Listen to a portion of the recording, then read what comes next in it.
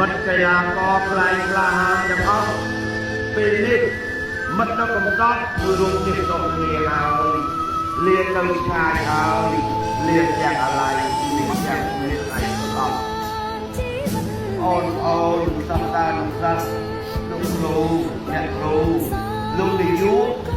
ព្រមទាំងកល្យាណមិត្តទាំងអស់ខ្ញុំសូមលាហើយលៀន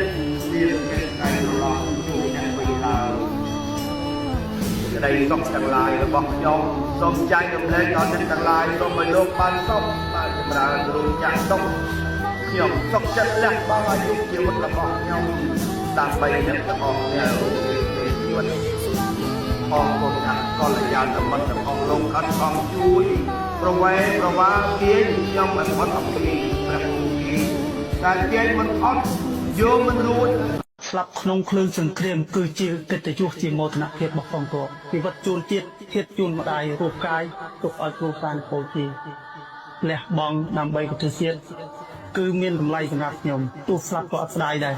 ឈានជើងមកដល់កន្លែងនេះជីវិតនេះមិនមែនជារបស់ខ្ញុំទេគឺរបស់ប្រទេសជាតិរបស់បងប្អូនជាពលរដ្ឋពួកខ្ញុំកងទ័ពជួរមុខនេះគឺលះបង់សាច់ស្រស់ឈាមស្រស់ដើម្បីសុខសន្តិភាពប្រទេសជាតិនិងសុវត្ថិភាពរបស់បងប្អូនប្រជាពលរដ្ឋ